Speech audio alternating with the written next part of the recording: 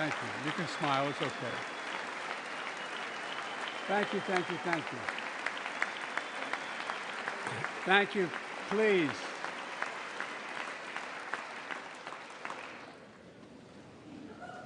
Mr. Speaker, Madam Vice President, our First Lady and Second Gentleman, good to see you guys up there.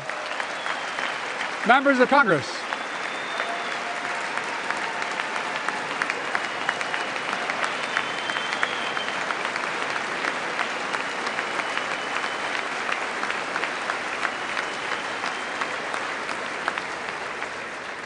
By the way, Chief Justice, I may need a court order. She gets to go to the game tomorrow, next week. I have to stay home.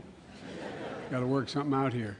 Members of the Cabinet, leaders of our military, Chief Justice, Associate Justice, and retired Justice of the Supreme Court, and to you, my fellow Americans. You know, I start tonight by congratulating the 118th Congress and the new Speaker of the House, Kevin McCarthy.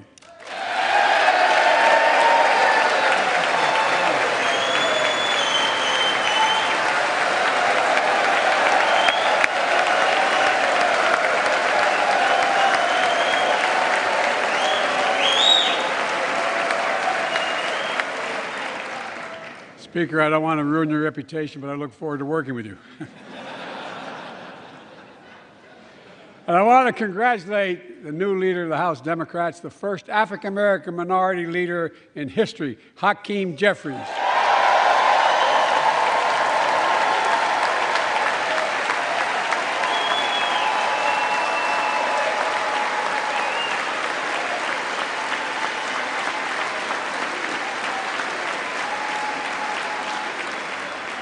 He won in spite of the fact I campaigned for him.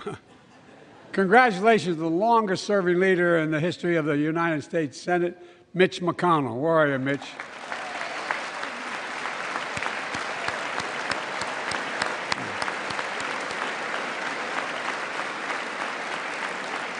And congratulations to Chuck Schumer, another term as Senate Minority Leader. I think you. Only this time you have a slightly bigger majority, Mr. Leader. You're the majority leader.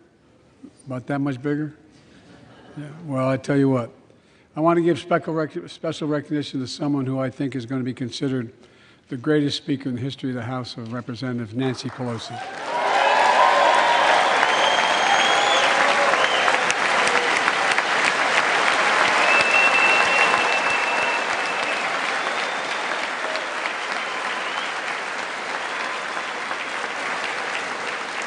Folks, the story of America is a story of progress and resilience, of always moving forward, of never, ever giving up.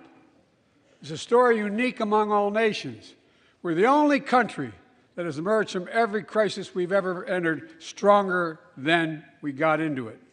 Look, folks, that's what we're doing again. 2 years ago, the economy was reeling. I stand here tonight after we've created, with the help of many people in this room, 12 million new jobs, more jobs created in 2 years than any president's created in 4 years, because of you all, because of the American people. 2 years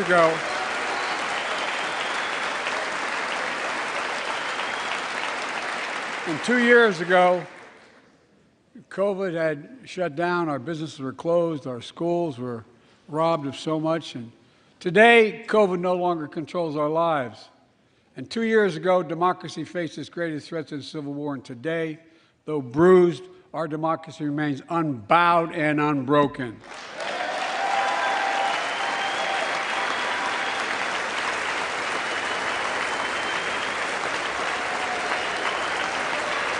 As we gather here tonight, we're writing the next chapter in the great American story, a story of progress and resilience. When world leaders ask me to define America, and they do, believe it or not, I say I can define it in one word, and I mean this: possibilities. We don't think anything is beyond our capacity.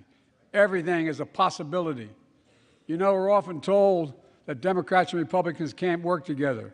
But over the past 2 years, we've proved the cynics and naysayers wrong. Yes, we disagreed plenty. And yes, there were times when Democrats went alone. But time and again, Democrats and Republicans came together to defend a stronger and safer Europe. You came together to pass once-in-a-generation infrastructure law, building bridges connecting our nation and our people. We came together to pass the most significant law ever, helping victims exposed to toxic burn pits.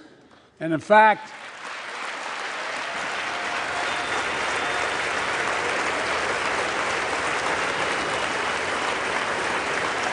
it was important.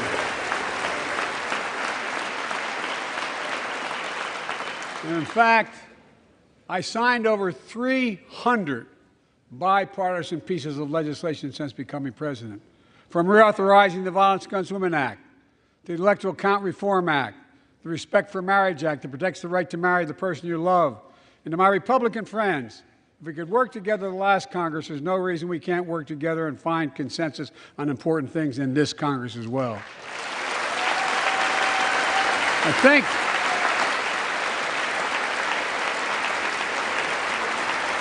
folks, you all are as informed as I am, but I think the people sent us a clear message. Fighting for the sake of fighting, power for the sake of power, conflict for the sake of conflict gets us nowhere. That's always been my vision of our country, and I know it's many of yours. To restore the soul of this nation, to rebuild the backbone of America, America's middle class, and to unite the country. We've been sent here to finish the job, in my view. For decades, the middle class has been hollowed out in more than, and not no one administration, but for a long time. Too many good-paying manufacturing jobs move overseas. Factories closed down. Once thriving cities and towns that many of you represent became shadows of what they used to be. And along the way, something else we lost: pride, our sense of self-worth. I ran for president to fundamentally change things, to make sure our economy works for everyone, so we can all feel that pride in what we do. To build an economy from the bottom up and the middle out, not from the top down. Because when the middle class does well, the poor have a ladder up, and the wealthy still do very well. We all do well.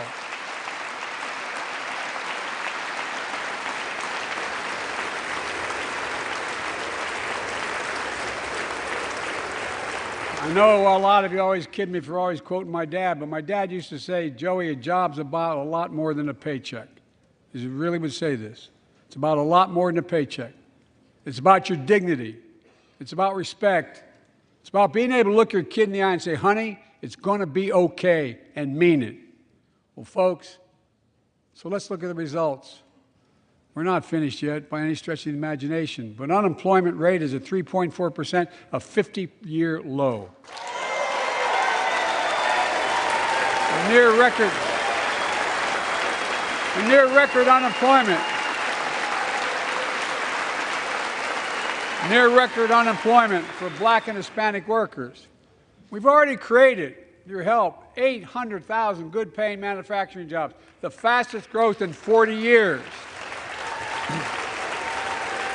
And where is it written? Where is it written that America can't lead the world in manufacturing? And I don't know where that's written. For too many decades, we imported projects and exported jobs. Now, thanks to what you've all done, we're exporting American products and creating American jobs. Folks,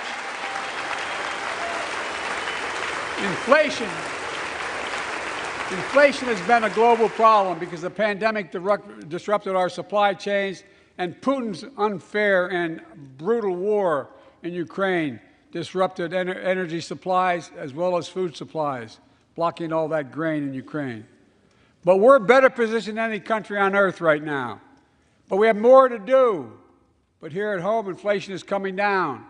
Here at home, gas prices are down $1.50 from their peak.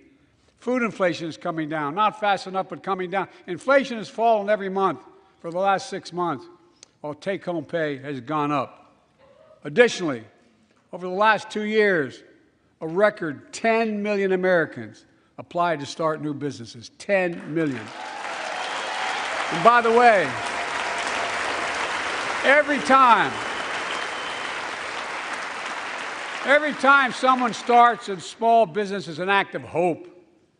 And Madam Vice President, I want to thank you for leading that effort to ensure that small businesses have access to capital and the historic laws we enacted that are going to just come into being. Standing here last year, I shared with you a story of American genius and possibilities. Semiconductors, small computer chips the size of a fingerprint that power everything, from cell phones to automobiles and so much more. These chips were invented in America. Let's get that straight. They were invented in America.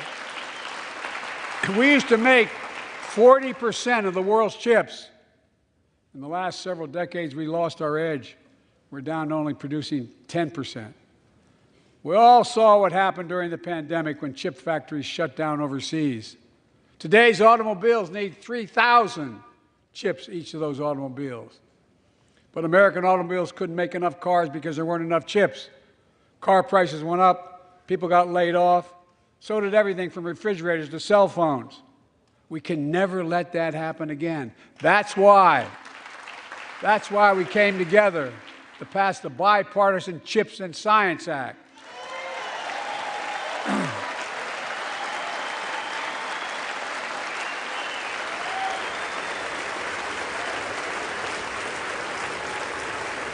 Folks, I know I've been criticized for saying this, but I'm not changing my view. We're going to make sure the supply chain for America begins in America. The supply chain begins in America. We've already created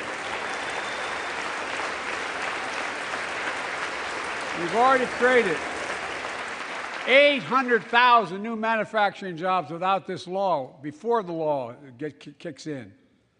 With this new law, we're going to create hundreds of thousands of new jobs across the country. And I mean all across the country, throughout not just the coast, but through the middle of the country as well. That's going to come from companies that have announced more than $300 billion in investment in American manufacturing over the next few years.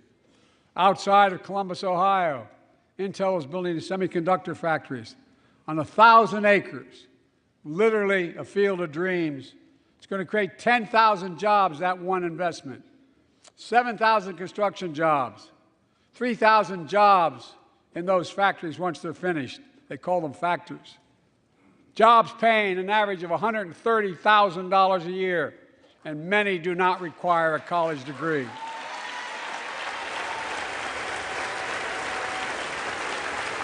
Jobs.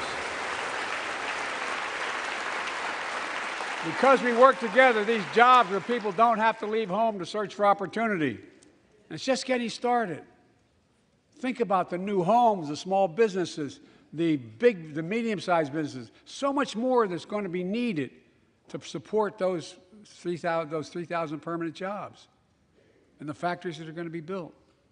Talk to mayors and governors, Democrats and Republicans, and they'll tell you what this means for their communities. We're seeing these field of dreams transform to the heartland. But to maintain the strongest economy in the world, we need the best infrastructure in the world. And folks, as you all know, we used to be #1 in the world in infrastructure. We've sunk to 13th in the world. The United States of America, 13th in the world in infrastructure, modern infrastructure. But now we're coming back because we came together and passed the bipartisan infrastructure law, the largest investment in infrastructure since President Eisenhower's interstate highway system.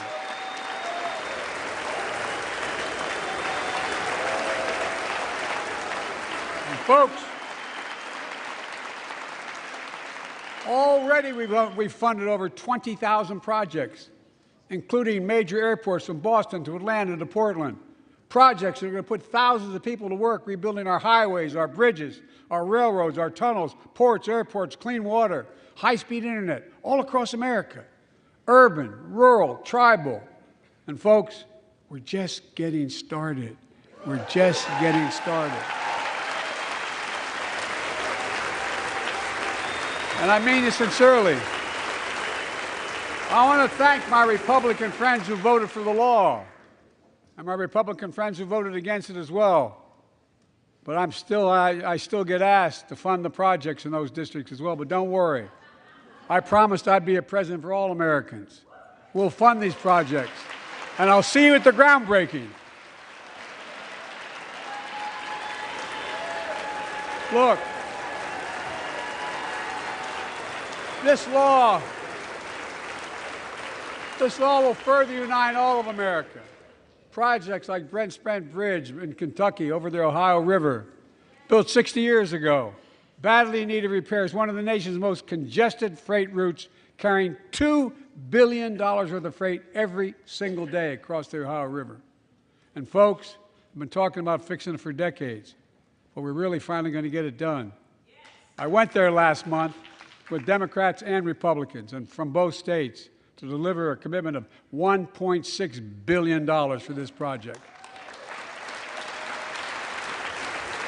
And while I was there, I met a young woman named Sarah, who's here tonight. I don't know where Sarah is. Is she up in the box? I don't know. Sarah, how are you? Well, Sarah, for 30 years,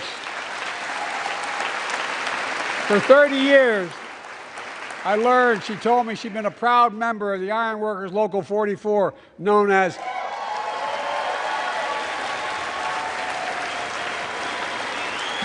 the Cowboys in the Sky. The folks who built Cincinnati's skyline. Sarah said she can't wait to be 10 stories above the Ohio River building that new bridge. God bless her. That's pride. And that's what we're also building. We're building back pride. Look, we're also replacing poisonous lead pipes that go into 10 million homes in America, 400,000 school and child care centers. So every child in America can drink the water instead of having permanent damage to their brain. Look, we're making sure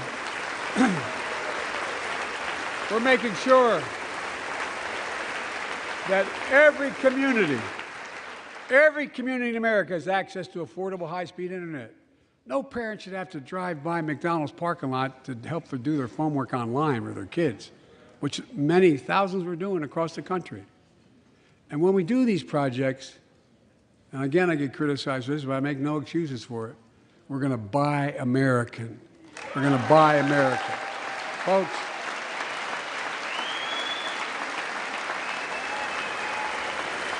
and it's totally consistent with international trade rules.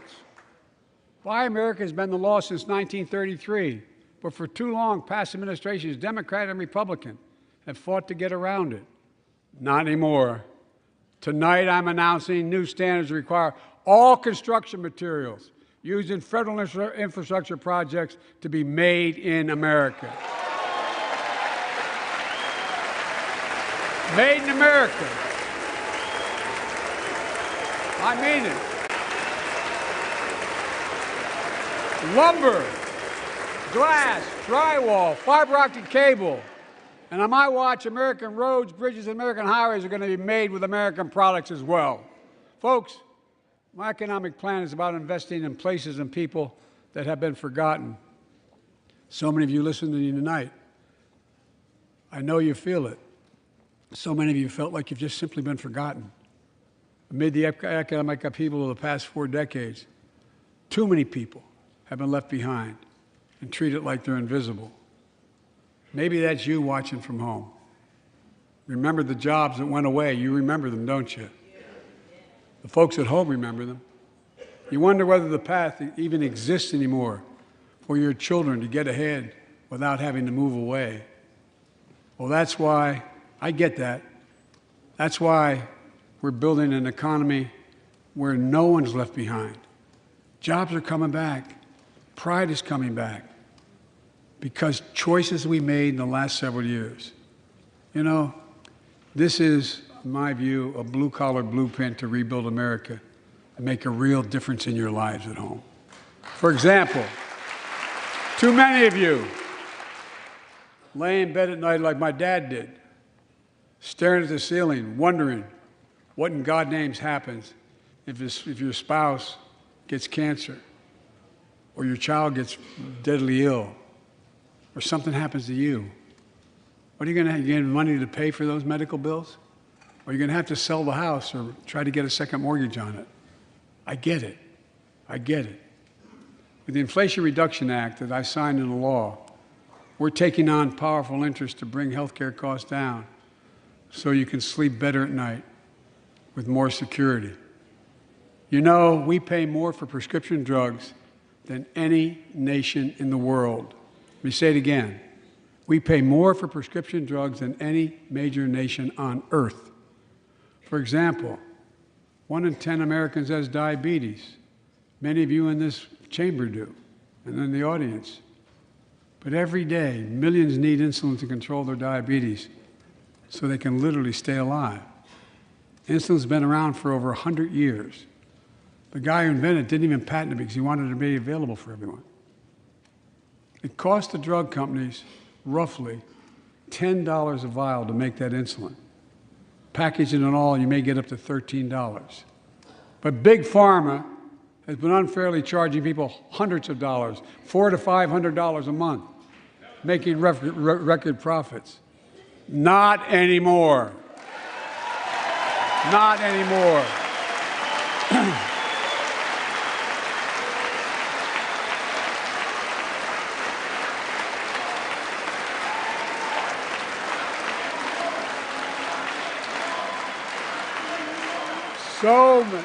So many things that we did are only now coming to fruition. We said we were doing this, and we said we passed a law to do it, but people didn't know because the law didn't take effect until January 1 of this year. We capped the cost of insulin at $35 a month for seniors on Medicare. People are just finding out. I'm sure you're getting the same calls I'm getting. Look, there are millions of other Americans who do not or are not on Medicare, including 200,000 young people with type 1 diabetes and need this insulin to stay alive. Let's finish the job this time. Let's cap the cost of insulin for everybody at $35.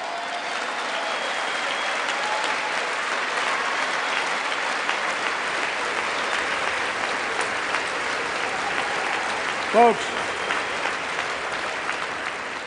and Big Pharma is still going to do very well, I promise you all. I promise you they're going to do very well. This law also caps, and won't even go into effect until 2025, costs, out-of-pocket drug costs for seniors on Medicare at a maximum of $2,000 a year. You don't have to pay more than $2,000 a year, no matter how much your drug costs are. Because you know why? You all know it. Many of you, like many in my family, have cancer. You know the drugs can range from $10,000, $11,000, $14,000, $15,000 for the cancer drugs. And if drug prices rise faster than inflation, drug companies are going to have to pay Medicare back the difference. And we're finally giving Medicare the power to negotiate drug prices. Bringing down prescription drug costs doesn't just save seniors money, it cuts the federal deficit by billions of dollars, by hundreds of billions of dollars. Because these prescription drugs are drugs purchased by Medicare to keep their commitment to the seniors. Well, guess what? Instead of paying $400 or $500 a month, you're paying $15. That's a lot of savings for the federal government. And by the way, why would we want that? Now some members here are threatening, and I know it's not an official party position, so I'm going to exaggerate, but threatening to repeal the Inflation Reduction Act. As my coach, that's okay, that's fair. As my football coach used to say, lots of luck in your senior year. Make no mistake, if you try anything to raise the cost of prescription drugs, I will veto it. Look, I'm pleased to say that more Americans have health insurance now than ever in history. A record 16 million people are enrolled in the Affordable Care Act. And thanks Thanks to the law I signed last year, saving millions or saving $800 a year on their premiums. And by the way, that law was written and the benefit expires in 2025. So my plea to some of you, at least in this audience, let's finish the job and make these savings permanent. Expand coverage of Medicaid.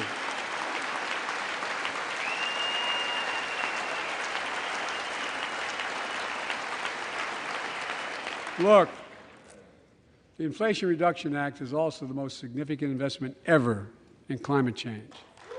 Ever. Lowering utility bills, creating American jobs, leading the world to a clean energy future. I visited the devastating aftermath of record floods, droughts, storms, and wildfires from Arizona to Mexico to all the way up to the Canadian border. More timber has been burned, as I've observed from helicopters, than the entire state of Missouri. And we don't have global warming? Not a problem. In addition to emergency recovery, from Puerto Rico to Florida to Idaho, we're rebuilding for the long term. New electric grids that are able to weather major storms and not prevent those forest fires. Roads and water systems withstand the next big flood. Clean energy to cut pollution and create jobs in communities often left behind. We're going to build 500,000 electric vehicle charging stations installed across the country by tens of thousands of IBEW workers. And we're helping families save more than $1,000 a year with tax credits to purchase electric vehicles and efficient appliances, energy-efficient appliances. Historic conservation efforts to be responsible stewards of our land. Let's face reality. The climate crisis doesn't care if you're in a red or blue state. It's an existential threat. We have an obligation, not to ourselves, but to our children and grandchildren, to confront it. I'm proud of how America, at last, is stepping up to the challenge. We're still going to need oil and gas for a while. But guess what? No, we do. But there's so much more to do. We got to finish the job. And we pay for these investments in our future by finally making the wealthiest and biggest corporations begin to pay their fair share. Just begin.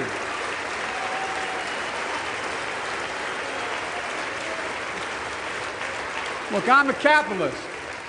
I'm a capitalist, but pay your fair share. I think a lot of you at home agree with me and many people that you know. The tax system is not fair. It is not fair.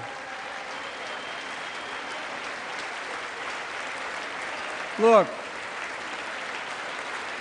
the idea that in 2020, 55 of the largest corporations in America, the Fortune 500, made $40 billion in profits and paid zero in federal taxes? Zero? Folks, it's simply not fair. But now, because of the law I signed, billion-dollar companies have to pay a minimum of 15%. God love them. 15%. That's less than a nurse pays.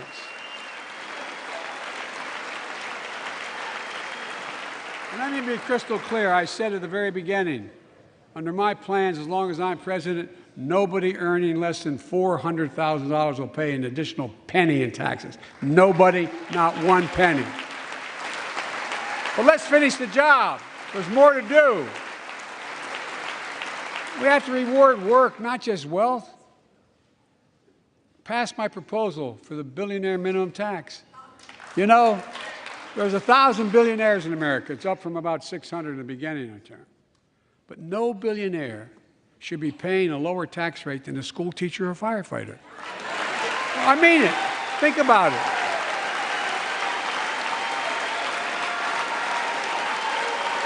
I mean, look.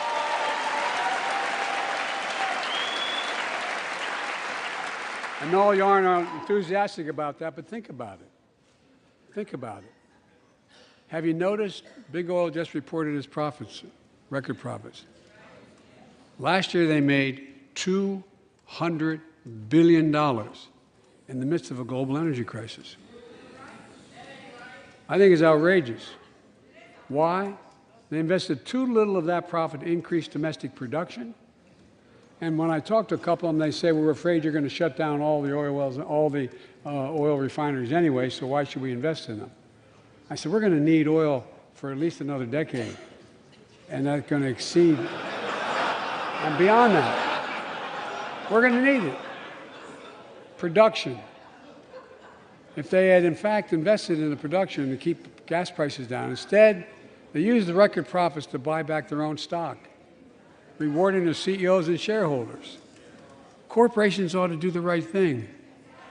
That's why I propose we quadruple the tax on corporate stock buybacks and encourage long-term investments. They'll still make considerable profit. Let's finish the job and close the loopholes that allow very wealthy to avoid paying their taxes. Instead of cutting the number of audits for wealthy taxpayers, I just signed a law to reduce the deficit by $114 billion by cracking down on wealthy tax cheats. That's being fiscally responsible. In the last 2 years, my administration has cut the deficit by more than $1.7 trillion, the largest deficit reduction in American history. Under the previous administration, the American deficit went up 4 years in a row. Because those record deficits, no president added more to the national debt in any 4 years than my predecessor. Nearly 25% of the entire national debt that took over 200 years to accumulate was added by just one administration alone, the last one. They're the facts. Check it out. Check it out. How did Congress respond to that debt? They did the right thing. They lifted the debt ceiling 3 times without preconditions or crisis. They paid American bills to prevent an economic disaster to the country. So tonight I'm asking the Congress to follow suit. Let's commit here tonight to the full faith and credit of the United States of America will never, ever be questioned. Some of my Republican friends want to take the economy hostage. I get it, unless I agree to their economic plans. All of you at home should know what those plans are. Instead of making the wealthy pay their fair share, some Republicans want Medicare and Social Security to sunset. I'm not saying it's a majority. Let me give you, anybody who doubts it, contact my office. I'll give you a copy. I'll give you a copy of the proposal. That means Congress doesn't vote. Well, I'm glad to see you. And I tell you, I enjoy conversion. You know, it means if Congress doesn't keep the programs the way they are, they'd go away. Other Republicans say, I'm not saying it's a majority of you. I don't even think it's even a significant, but it's being proposed by individuals. I'm not politely not naming them, but it's being proposed by some of you. Look, folks, the idea is that we're not going to be moved into being threatened to default on the debt if we don't respond. Folks,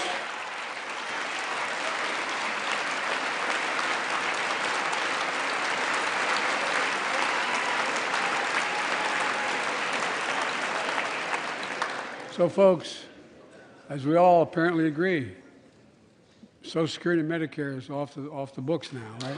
They're not to be started. All right. I'm ready. We got unanimity.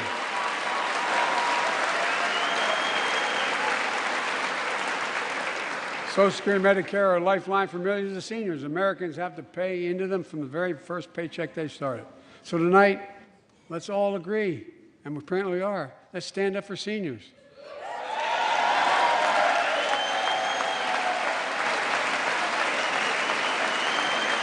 Stand up and show them. We'll not cut Social Security. We will not cut Medicare. Those benefits belong to the American people. They earned it. And if anyone tries to cut Social Security, which apparently no one's going to do, and if anyone tries to cut Medicare, I'll stop them. I'll veto it. And look, I'm not going to allow them to be taken away. Not today, not tomorrow, not ever. But apparently it's not going to be a problem. Next month, when I offer my fiscal plan, I ask my Republican friends to lay down their plan as well. I really mean it. Let's sit down together and discuss our mutual plans together. Let's do that.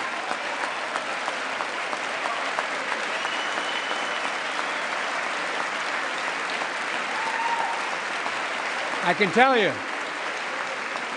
the plan I'm going to show you is going to cut the deficit by another $2 trillion. And it won't cut a single bit of Medicare or Social Security. In fact, we're going to extend the Medicare Trust Fund at least 2 decades, because that's going to be the next argument. How do we keep it solvent, right? Well, we'll not raise tax on anyone making under 400 grand, but we'll pay for it the way we talked about tonight, by making sure that the wealthy and big corporations pay their fair share. Look. Here's the deal. They aren't just taking advantage of the tax code. They're taking advantage of you, the American consumer. Here's my message to all of you out there. I have your back. We're already preventing Americans from receiving surprise medical bills, stopping $1 billion surprise bills per month so far. We're protecting seniors' life savings by cracking down on nursing homes that commit fraud, endanger patient safety, prescribe drugs that are not needed.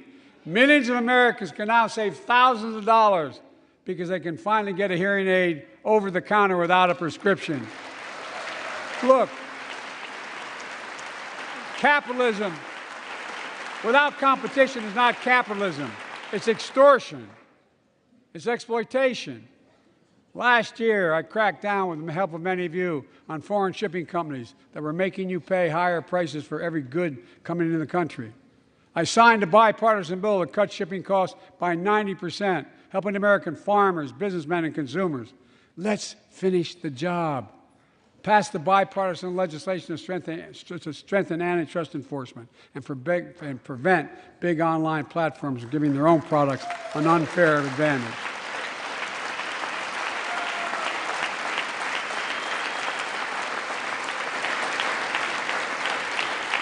My administration is also taking on junk fees, those hidden surcharges too many companies use to make you pay more. For example, we're making airlines show you the full ticket price up front, refund your money if your flight is canceled or delayed. We've reduced exorbitant bank overdrafts by saving consumers more than $1 billion a year. We're cutting credit card late fees by 75%. Junk fees may not matter to the very wealthy, but they matter to most other folks in homes like the one I grew up in, like many of you did. They add up to hundreds of dollars a month. They make it harder for you to pay your bills or afford that family trip. I know how unfair it feels when a company overcharges you and gets away with it. Not anymore.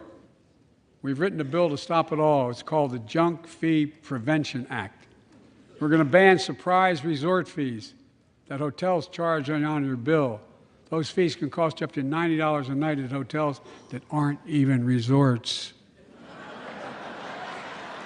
The idea that cable, internet, and cell phone companies can charge you $200 or more if you decide to switch to another provider. Give me a break. We can stop service fees on tickets to concerts and sporting events and make companies disclose all the fees up front. And we'll prohibit airlines from charging $50 round trip for a family just to be able to sit together. Baggage fees are bad enough. Airlines can't treat your child like a piece of baggage. Americans are tired of being. We're tired of being played for suckers. So pass the Junk Fee Prevention Act so companies stop ripping us off. For too long, workers have been getting stiffed, but not anymore. We're beginning to restore the dignity of work. For example, I should have known this, but I didn't until 2 years ago. 30 million workers have to sign non-compete agreements for the jobs they take. 30 million. So a cashier at a burger place can't walk across town and take the same job at another burger place and make a few bucks more. It just changed. But they just changed it because we exposed it. That was part of the deal, guys. Look it up. But not anymore. We're banning those agreements so companies have to compete for workers and pay them what they're worth.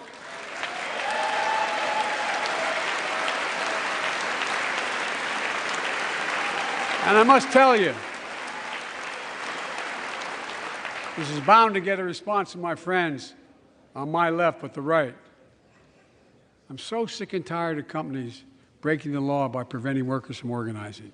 Pass the PRO Act, because business have a right, workers have a right to form a union. And let's guarantee all workers have a living wage.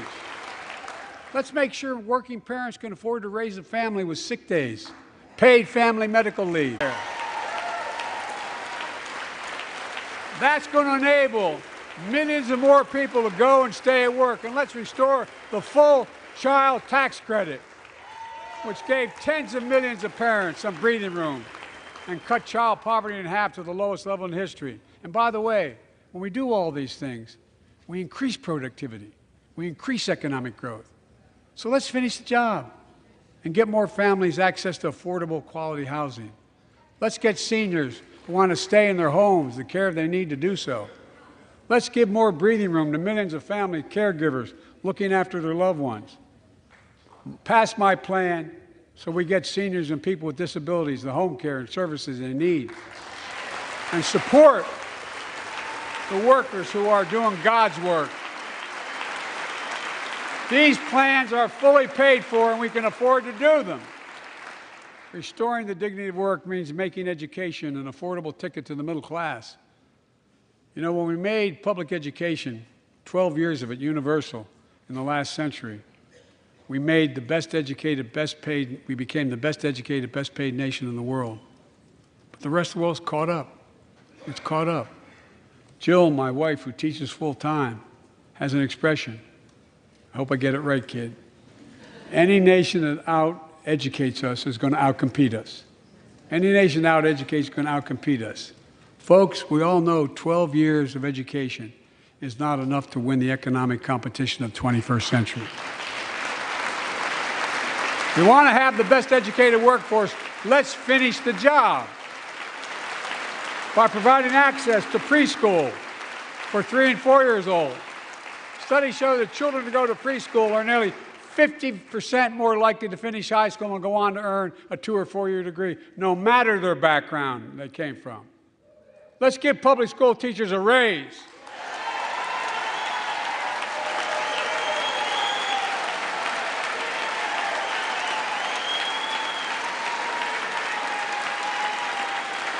We're making progress by reducing student debt, increasing Pell Grants for working and middle-class families. Let's finish the job and connect students to career opportunities starting in high school. Provide access to 2 years of community college, the best career training in America in addition to being a pathway to a 4-year degree. Let's offer every American a path to a good career, whether they go to college or not. And folks, in the midst of the COVID crisis, when schools were closed and we were shutting down everything, let's recognize how far we came in the fight against the pandemic itself. While the virus is not gone, thanks to the resilience of the American people and the ingenuity of medicine, we've broken the COVID grip on us. COVID deaths are down by 90%. We've saved millions of lives and opened up our country. We opened our country back up. And soon we'll end the public health emergency. But that's called a public health emergency. But we'll remember the toll and pain that's never going to go away. More than 1 million Americans lost their lives to COVID. 1 million. Families grieving, children orphaned, empty chairs at the dining room table constantly reminding you that she used to sit there. Remembering them, we remain vigilant. We still need to monitor dozens of variants and support new vaccines and treatments. So Congress needs to fund these efforts and keep America safe. And as we emerge from this crisis, stronger. We're also got to double down on prosecuting criminals who stole relief money meant to keep workers and small businesses afloat.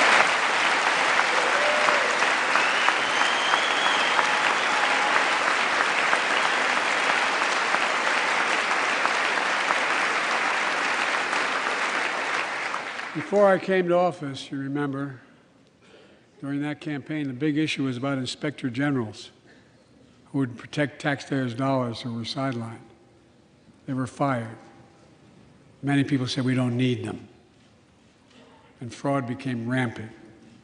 Last year, I told you the watchdogs are back. Since then, we've recovered billions of taxpayers' dollars. Now let's triple the anti-fraud strike force going after these criminals, double the statute of limitations on these crimes, and crack down on identity fraud by criminal syndicates stealing billions of dollars from the American people. And the data shows that for every dollar we put into fighting fraud, the taxpayers get back at least 10 times as much. It matters. It matters.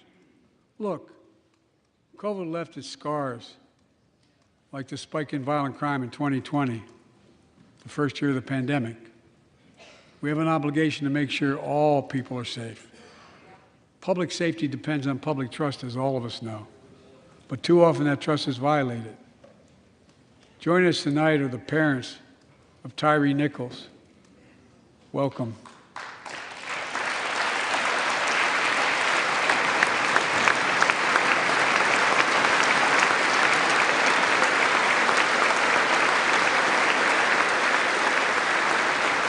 We had to bury Tyre last week. As many of you personally know, there's no words to describe the heartache or grief of losing a child. But imagine if you lost that child at the hands of the law. Imagine having to worry whether your son or daughter came home from walking down the street, or playing in the park, or just driving a car. Most of us in here have never had to have the talk that brown and black parents have had to have with their children. Bo, Hunter, Ashley, my children, I never had to have the talk with them.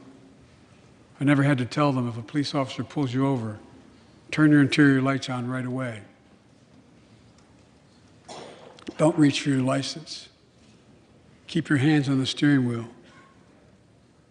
Imagine having to worry like that every single time your kid got in a car. Here's what Tyre's mother shared with me when I spoke to her. When I asked her how she finds the courage to carry on and speak out. With the faith of God, she said her son was, quote, a beautiful soul, and something good will come of this. Imagine how much courage and character that takes. It's up to us, to all of us. We all want the same thing. Neighborhoods free of violence. Law enforcement who earns the community's trust. Just as every cop, when they pin on that badge in the morning, has a right to be able to go home at night, so does everybody else out there. Our children have a right to come home safely. Equal protection under the law is a covenant we have with each other in America. We know police officers put their lives on the line every single night and day. And we know we ask them in many cases to do too much, to be counselors, social workers, psychologists, responding to drug overdoses, mental health crises, and so much more. In one sense, we ask much too much of them. I know most cops and their families are good, decent, honorable people, the vast majority. But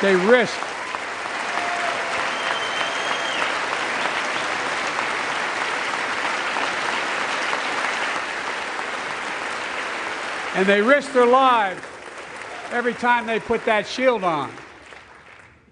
But what happened to Tyre in Memphis happens too often.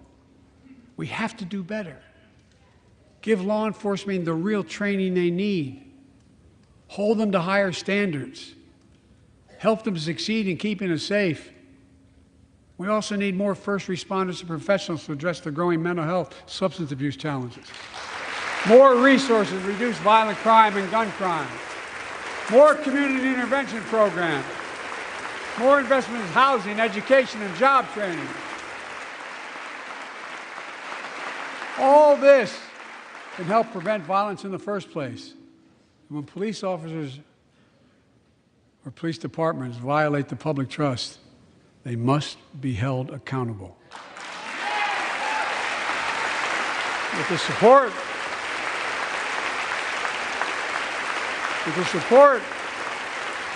of the families of victims, civil rights groups, and law enforcement, I signed an executive order for all federal officers, banning chokeholds, restricting no-knock warrants, and other key elements of the George Floyd Act.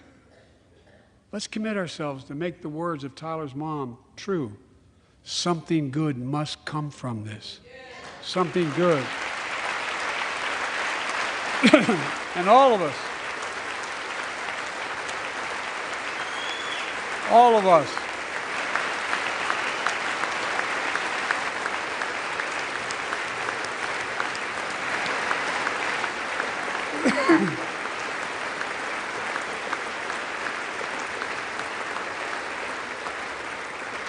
folks, it's difficult, but it's simple.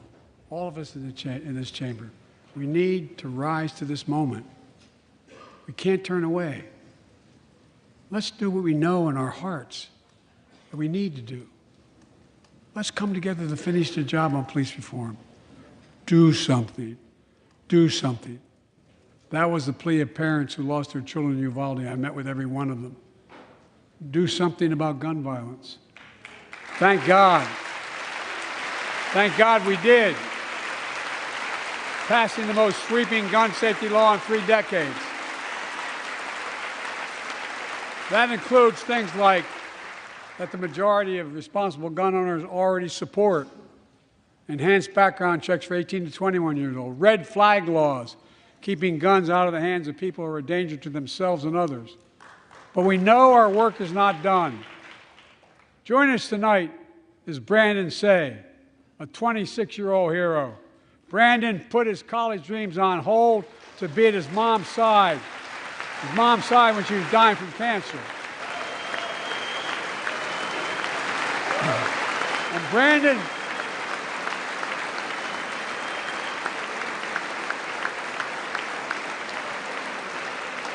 now works at a dance studio started by his grandparents. And 2 weeks ago, during the Lunar New Year celebrations, he heard the studio door close, and he saw a man standing there pointing a semi-automatic pistol at him. He thought he was going to die, but he thought about the people inside. And in that instant, he found the courage to act and wrestled a semi-automatic pistol away from the gunman who had already killed 11 people in another dance studio. 11. He saved lives. It's time we do the same. Ban assault weapons now. Ban them now. Once and for all.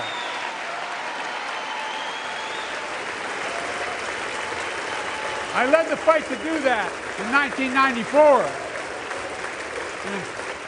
In 10 years, that ban was law and mass shootings went down. After we let it expire in the Republican administration, mass shootings tripled. Let's finish the job and ban these assault weapons. And let's also come together on immigration.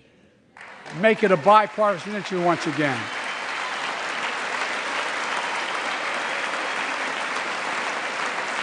We now have a record number of personnel working to secure the border, arresting 8,000 human smugglers, seizing over 23,000 pounds of fentanyl in just the last several months. We've launched a new border plan last month. Unlawful migration from Cuba, Haiti, Nicaragua, and Venezuela has come down 97% as a consequence of that. But American border problems won't be fixed until Congress acts. If we don't pass my comprehensive immigration reform, at least pass my plan to provide the equipment and officers to secure the border.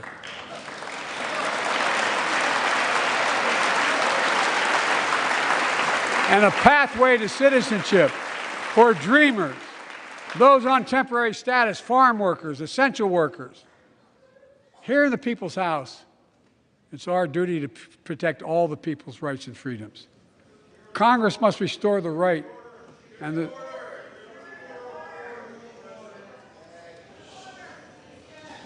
Congress must restore the right that was taken away in Roe v. Wade and protect Roe v. Wade.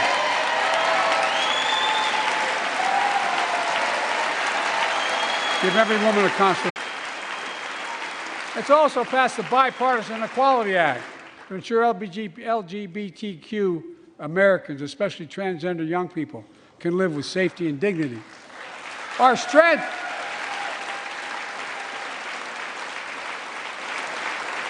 is not just the example of our power, but the power of our example. Let's remember the world's watching. I spoke in this chamber 1 year ago, just days after Vladimir Putin unleashed his brutal attack against Ukraine. A murderous assault, evoking images of death and destruction Europe suffered in World War II. Putin's invasion has been a test for the ages, a test for America, a test for the world. Would we stand for the most basic of principles? Would we stand for sovereignty? Would we stand for the right of people to live free of tyranny? Would we stand for the defense of democracy? For such defense matters to us because it keeps peace and prevents open season on would-be aggressors and threatens our prosperity. 1 year later, we know the answer. Yes, we would, and we did. We did. And together, we did what America always does at our best. We led. We united NATO. We built a global coalition. We stood against Putin's aggression. We stood with the Ukrainian people. Tonight, we're once again joined by Ukrainian's ambassador to the United States. She represents not just her nation, but the courage of her people. Our ambassador is here, we're united in our support of your country. Will you stand so we can all take a look at you? Thank you.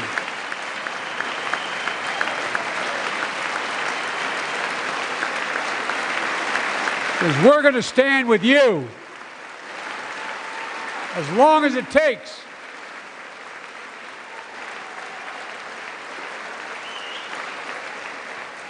Our nation is working for more freedom, more dignity, more peace, not just in Europe, but everywhere. Before I came to office, the story was about how the People's Republic of China was increasing its power and America was failing in the world. Not anymore. We made clear, and I made clear in my personal conversations, which have been many, with President Xi, that we seek competition, not conflict. But I will make no apologies that we're investing to make America stronger. Investing in American innovation and industries that will define the future that China intends to be dominated. Investing in our alliances and working with our allies to protect advanced technologies so they will not be used against us. Modernizing our military to safeguard stability and deter aggression. Today, we're in the strongest position in decades to compete with China or anyone else in the world. Anyone else in the world. And I'm committed.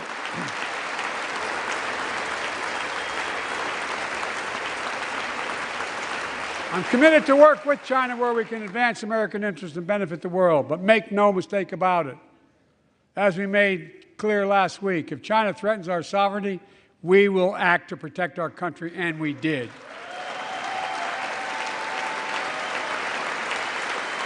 Look, let's be clear. Winning the competition should unite all of us. We face serious challenges across the world. But in the past 2 years, democracies have become stronger, not weaker. Autocracies have grown weaker, not stronger. Name me a world leader who changed places with Xi Jinping. Name me one. Name me one. America's rallying the world to meet those challenges, from climate to global health, to food insecurity, to terrorism, to territorial aggression. Allies are stepping up, spending more, and doing more. Look, the bridges we're forming between partners in the Pacific and those in the Atlantic, and those who bet against America are learning how wrong they are. It's never, ever been a good bet to bet against America. Never.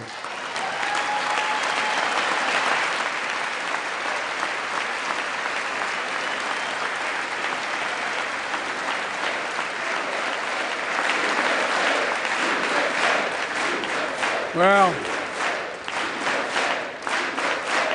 when I came to office, most assured that bipartisanship assumed was impossible, but I never believed it.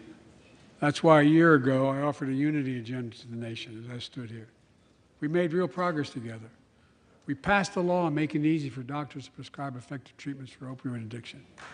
We passed the gun safety law, making historic investments in mental health.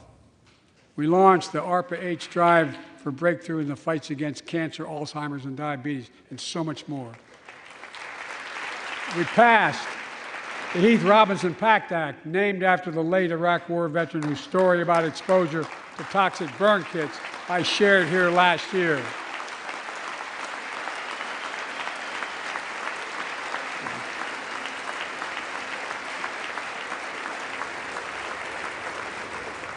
I understand something about those burn pits, but there's so much more to do. We can do it together. Joining us tonight is a father named Doug from Newton, New Hampshire. He wrote Jill, my wife, a letter, and me as well, about his courageous daughter, Courtney. A contagious laugh, his sister's best friend, her sister's best friend. He shared a story all too familiar to millions of Americans and many of you in the audience. Courtney discovered pills in high school. It spiraled into addiction and eventually death from a fentanyl overdose. She was just 20 years old. Describing the last 8 years without her, Doug said, "There's no worse pain." Yet their family has turned pain to purpose, working to end the stigma and change laws. He told us he wants to start a journey toward American recovery. Doug, we're with you. Fentanyl is killing more than 70,000 Americans a year. Big, you got it.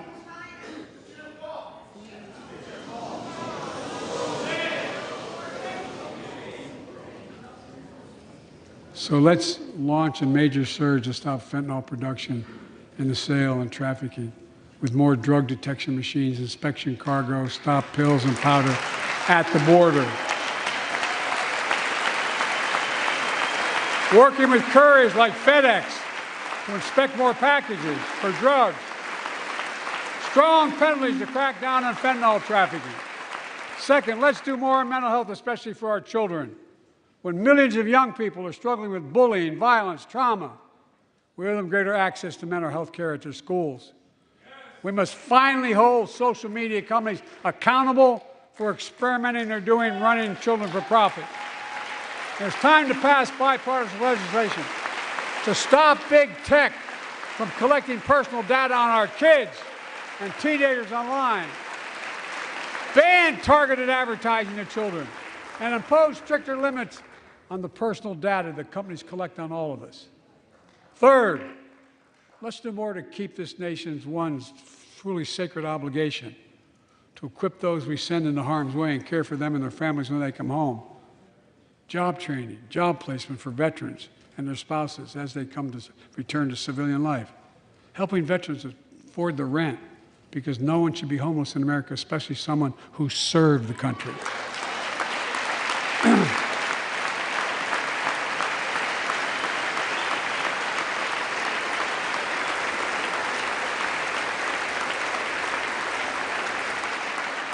Dennis McDonough is here of the VA. We had our first real discussion when I asked him to take the job. I'm glad he did. We were losing up to 25 veterans a day on suicide. Now we're losing 17 a day to the silent scourge of suicide. 17 veterans a day are committing suicide. More than all the people being killed in the wars. Folks, VA is doing everything it can, including expanding mental health screening, proven programs that recruits veterans to help other veterans understand what they're going through, get them the help they need. We got to do more. And fourth, last year, Jill and I reignited the cancer moonshot that I was able to start with President Obama asked me to lead our administration on this issue. Our goal is to cut the cancer death rates at least by 50% in the next 25 years. Turn more cancers from death sentences to treatable diseases. Provide more support for patients and their families. It's personal to so many of us in this audience. Joining us are Morris and Candice, an Irishman and the daughter of immigrants from Panama. They met and fell in love in New York City and got married in the same chapel Jill and I got married in New York City. Kindred spirits. He wrote us a letter about his little daughter, Ava, and I saw her just before I came over. She was just a year old when she was diagnosed with rare kidney disease, cancer. After 26 blood transfusions, 11 rounds of radiation, 8 rounds of chemo, 1 kidney removed, given a 5% survival rate. He wrote how in the darkest moments he thought, if she goes, I can't stay. Many of you have been through that as well. Jill and I understand that like so many of you. And he read Jill's book describing our family's cancer journey and how we tried to steal moments of joy where we could with Bo. For them, that glimmer of joy was the half smile of their baby girl. It meant everything to them. They never gave up hope. Little Ava never gave up hope. She turns 4 next month. They just found out Ava's beating the odds, is on her way to being cured of cancer. And she's watching from the White House tonight and she's not asleep already. For the lives we can save,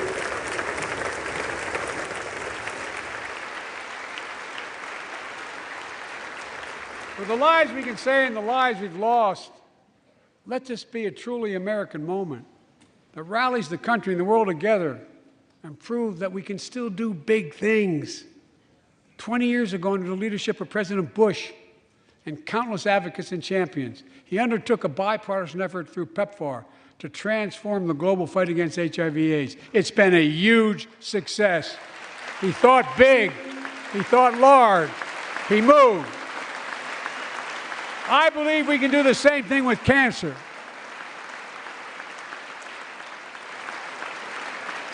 Let's end cancer as we know it. Cure some cancers once and for all. Folks, there's one reason why we've been able to do all of these things. Our democracy itself. It's the most fundamental thing of all.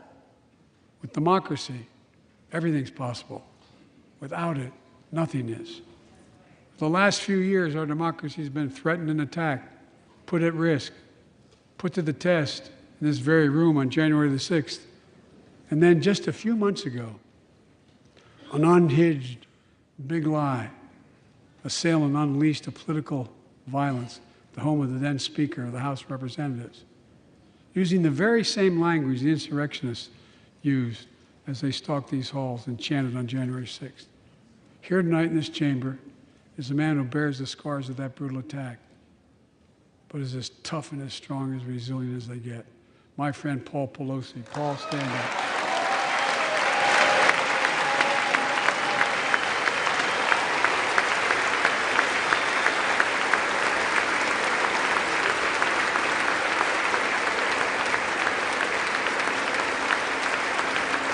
But such a heinous act should have never happened. We must all speak out. There's no place for political violence in America. We have to protect the right to vote, not suppress the fundamental right. Honor the results of our elections, not subvert the will of the people.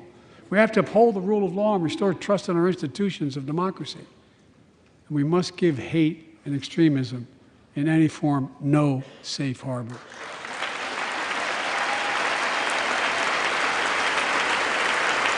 Democracy must not be a partisan issue. It's an American issue. Every generation of Americans has faced a moment where they have been called to protect our democracy, defend it, stand up for it. And this is our moment. My fellow Americans, we meet tonight at an inflection point, one of those moments that only a few generations ever face, where the direction we now take is going to decide the course of this nation for decades to come. We're not bystanders of history. We're not powerless before the forces that confront us. It's within our power of we, the people. We're facing the test of our time. We have to be the nation we've always been at our best, optimistic, hopeful, forward-looking, a nation that embraces light over